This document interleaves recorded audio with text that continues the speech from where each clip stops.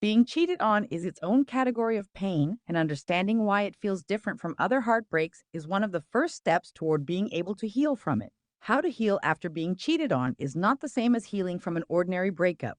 It involves the loss of the relationship, yes, but it also involves a second, separate, and in some ways more destabilizing injury. The discovery that the version of reality you were living in was not accurate, that the person who was supposed to be safe was not safe, that your own judgment, your reading of the person you chose, contained a significant error you couldn't see. These layers make infidelity one of the more complex relational injuries to heal from, and they each require specific attention. This video is going to walk through what is actually happening when you've been cheated on and what genuinely helps with each layer of it. The neuroscience of betrayal trauma is specific. Bessel van der Kolk's decades of trauma research showed that betrayal by a trusted intimate partner activates the stress response in a particularly profound way, because the person who should be the source of safety becomes the source of threat. The brain cannot reconcile these two signals. James Pennebaker at the University of Texas Austin and researchers studying infidelity specifically have found that what distinguishes betrayal trauma from other forms of loss is the violation of what psychologists call the assumptive world, the set of fundamental beliefs you hold about how reality works, including the belief that your intimate partner is honest with you. When that assumption shatters, it doesn't just break one belief. It destabilizes the entire belief system it was part of. The recovery from infidelity includes recovering from this epistemological disruption, the loss of certainty about what was real, and that takes specific work. The initial period after discovery often involves something researchers call betrayal blindness, a concept developed by Jennifer Freyd at the University of Oregon. Betrayal blindness describes the psychological mechanism by which we sometimes fail to perceive or fully process betrayal by someone we depend on, because the awareness of the betrayal would threaten the attachment itself. Even after explicit discovery, many people describe a quality of unreality, a dissociative distance from what they know to be true. This is not denial exactly. It is a protective mechanism while the nervous system tries to absorb something that contradicts its most fundamental assumptions. The information needs to be integrated gradually because the full impact, taken in all at once, is too much. Understanding this phase helps reduce the shame that can come with not having done something about it sooner, or with still feeling confused about what happened even after you know.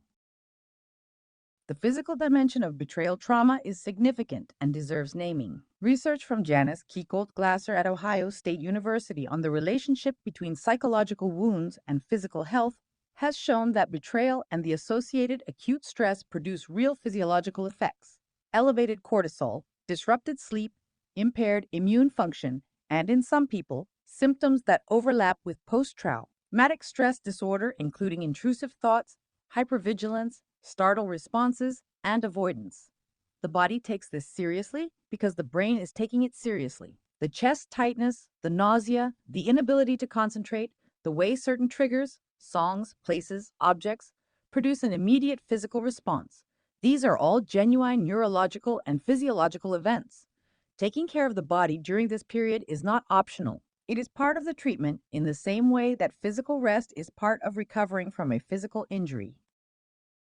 Comparative injury is one of the most specific and painful aspects of healing from infidelity, and it is worth naming directly.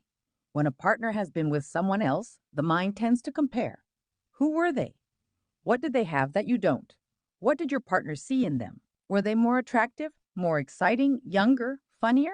This comparison is almost always painful, partly because it is based on incomplete information, partly because it is comparing you to a fantasy version of another person.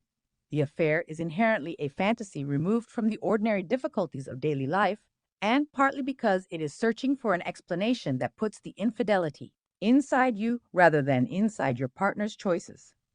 Naomi Eisenberger's social pain research at UCLA shows that social comparison involving romantic rivals activates pain circuits in ways that are neurologically real. The comparison needs to be understood as a feature of the injured mind rather than as a reliable form of self-assessment.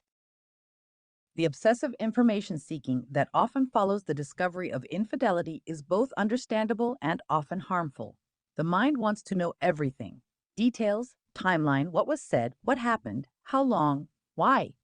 This seeking has a quality of urgency that feels like it will produce relief or closure once satisfied. Research on what is sometimes called morbid rumination in betrayal contexts shows that it rarely does. Each piece of information tends to generate new questions, new images, new pain. John Gottman's research at the University of Washington on relationship repair after infidelity found that couples who attempted to recover had to find a way to limit the information seeking at some point, because the details become material for an endless loop of intrusive imagery rather than for genuine understanding. If you are deciding whether to stay or leave, some information is necessary. But the drive to know every detail tends to serve the rumination rather than the decision. There is actually a 3D game called Inner Phoenix designed for exactly these kinds of restless searching moments that need somewhere to be held, and we'll come back to that later. The question of whether to stay or leave is one that many people find themselves genuinely unable to answer in the acute phase, and that uncertainty is legitimate. Esther Perel, a therapist and researcher whose work on infidelity has been widely studied, has observed that the decision to stay or leave is rarely as simple as it appears from the outside, and that the first weeks or months after discovery are usually not the right time to make it. The shock, the acute stress, the disrupted prefrontal capacity all make clear-headed assessment of the relationship's actual future potential very difficult. If you are in the stay or leave question, giving yourself permission to not answer it immediately, to say, "I don't know yet, and that's okay," is itself a form of self-care. The answer will become clearer as the acute phase begins to settle and you can think more clearly. Rushing it tends to produce regret in either direction. If you decide to stay and attempt to rebuild the relationship, the research on what actually makes that possible is specific. John Gottman's longitudinal work on infidelity recovery found that couples who successfully rebuilt trust after infidelity shared several things. The unfaithful partner took full and genuine responsibility without minimizing or deflecting. The infidelity genuinely ended with no maintained contact. There was sustained transparency for a period of time, and both partners engaged in couples therapy with someone experienced in betrayal trauma. The betrayed partner also had to eventually be able to accept that the past cannot be changed while choosing to build a different future. None of this is fast. None of it is guaranteed. The success rate for relationship repair after infidelity is real but not overwhelming. What tends to predict success is not the absence of pain, but the willingness of both partners to tolerate the pain honestly rather than around it. If you decide to leave, you are healing from a compound grief. You are grieving the relationship, which for many people is genuinely significant. You are grieving the version of the relationship you thought you had, which is distinct from the relationship as it actually was. You are grieving the shared future you had imagined, and you are grieving the innocence of the trust you brought to the relationship before you knew. These are separate losses that can occur simultaneously and that the outside world often doesn't fully appreciate. People may say you're better off without them, which may even be true, but doesn't address the actual grief for what was lost. Grief researchers, including Colin Murray Parks and later Mary Frances O'Connor at the University of Arizona, have shown that this kind of complex and layered grief requires the same things all grief requires: time, expression, witnessing, and not being rushed through it by others who are uncomfortable with its duration. Self-compassion is especially important here because of the specific ways the mind turns against itself after infidelity. Kristen Neff's research at the University of Texas, Austin on self-compassion and self-criticism is consistently clear. The harsh inner voice that follows betrayal, the one that says you should have known, you should have seen the signs, you're not enough, you did something to deserve this, is a wound speaking, not a truth teller. Meeting that voice with the warmth and understanding you would offer a close friend in the same situation is not weakness. The research on self-compassion in the context of betrayal shows it is one of the most reliable predictors of recovery. People who manage to maintain self-compassionate responses to their own suffering recover more completely and more quickly than those who add self-judgment to the original injury. You did not cause this. The choices of your partner belong to your partner. Professional support is not an optional add-on for recovering from infidelity. Research from the American Psychological Association on betrayal trauma consistently shows that without specialized support, the trauma tends to persist longer and becomes more embedded in the person's self-concept and relational patterns. A therapist who has specific experience with betrayal trauma, not simply relationship loss in general, can help you process the specific layers. the shattered assumptive world, the comparative injury, the trust hypervigilance, the grief, and the identity reconstruction that all need attention. EMDR has shown promising results specifically for the intrusive imagery that often follows discovery of infidelity. Approaches drawing on acceptance and commitment therapy help with the values clarification that the identity reconstruction requires. If cost or access is a barrier, many therapists now offer sliding scale fees, and even a small number of sessions with the right person can make a meaningful difference in how the recovery progresses. The trust hypervigilance that tends to persist after infidelity deserves direct attention because it affects future relationships even with entirely different and trustworthy people. The anterior cingulate cortex, which processes prediction errors in social contexts, becomes sensitized after betrayal. It starts looking for betrayal cues everywhere, noticing when a new partner takes longer to text back, reading neutral expressions as concealment, feeling threatened by ordinary interactions with others. This hypervigilance is the nervous system's attempt to prevent the same injury from happening again. It is understandable. It is also left unaddressed, genuinely damaging to any future relationship you try to build. The recalibration of this hypervigilance happens gradually through accumulation of safe experiences with genuinely trustworthy people, combined with the cognitive work of distinguishing the old situation from the new one. It is specific work, and it takes time, but it is absolutely possible. The question of forgiveness after infidelity is widely misunderstood, and clarifying it is useful. Forgiveness does not mean what happened was acceptable. It does not mean reconciliation or continuing the relationship. It does not mean the other person deserves your forgiveness or has earned it. Fred Luskin's research at Stanford University on the psychology of forgiveness showed that forgiveness, understood correctly, is primarily something you do for yourself. It is the process of releasing the sustained bitterness and resentment that keeps you physiologically tied to the injury. The research shows measurable physiological benefits from this release: reduced cortisol, improved sleep, reduced blood pressure, and reduced anxiety. You can forgive someone for what they did in this sense, while also never speaking to them again, while also holding them accountable, while also protecting yourself from future harm. The forgiveness is for your nervous system's sake, not theirs.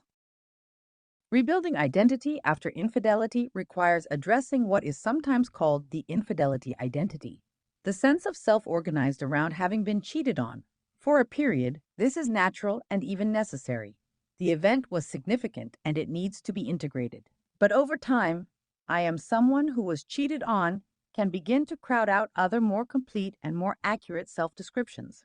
Dan McAdams at Northwestern University's research on narrative identity shows that the stories we tell about who we are powerfully shape how we experience and navigate life. The work of recovery includes gradually expanding the story to include but not be defined by the infidelity. Who were you before this happened? Who are you in other domains? What do you value? What are you capable of? What kind of relationships do you want to build going forward? These questions, answered slowly and honestly, are how identity becomes more than the injury. Somatic approaches to healing from betrayal trauma are worth including in the picture because the body carries this in specific and persistent ways. Bessel van der Kolk's research on trauma and the body, and Pat Ogden's work on somatic experiencing, showed that trauma of any kind, including relational betrayal, leaves traces in the body that purely cognitive approaches cannot fully resolve. Practices that bring gentle and grounded attention to physical sensation, that work with the breath, that use movement, that allow the body to complete the stress responses that were interrupted, can support recovery in ways that complement but go beyond talking about what happened. Yoga, somatic experiencing, body-based grounding techniques, and even regular gentle exercise all have documented effects on the physiological residue of trauma. If you find yourself feeling triggered in the body in ways that don't respond to thinking through them, a body-based approach may be what that layer needs. Who you tell about the infidelity and when and how much you share is worth thinking through rather than deciding in the acute phase. There can be significant social consequences to disclosure. Mutual friendships shift, family members form opinions that are hard to walk back, and the story can take on a life that becomes its own burden. Many people find that they initially overshare because the pain is enormous and needs expression, and later regret the reach of the disclosure, particularly if they decide to stay in or attempt to repair the relationship. A trusted few, ideally including a professional, can hold the full picture while the wider social disclosure is more measured. This isn't about shame or secrecy. It's about protecting your processing space and your options while you are still figuring out what happened and what you want. If you found this video helpful in understanding any of this, sharing it with someone who might be going through something similar is genuinely meaningful, and subscribing means more on healing and recovery reaches you when you need it. Research on post-traumatic growth from Richard Tedeschi and Lawrence Calhoun at the University of North Carolina, Charlotte, shows that after betrayal trauma, many people report meaningful and genuine changes, a greater clarity about what they need in relationships, a stronger connection to their own values and non-negotiables, an increased capacity for authentic intimacy because the forced stripping away of illusions leaves room for something more real, and a harder-won self-respect from having survived and navigated something genuinely difficult. This is not toxic positivity. It does not mean the infidelity was good or that you should be grateful for it. It means that humans are capable of integrating even the most painful experiences into a more complex and complete version of themselves. The growth, when it comes, tends to arrive not as a feeling, but as a quiet realization that you know yourself better than you did, and that the next relationship you build will be different in ways that matter. Before you go, something worth knowing about for the moments in this particular healing that feel impossible to hold. There is a 3D game called Inner Phoenix, and inside it, you move through a quiet space with rooms organized around what you are noticing, what you are feeling, what you need, and what you might try next. It was built for exactly these kinds of layered, hard-to-name experiences, the kind where ordinary conversation doesn't quite reach, and you need somewhere else to be with it.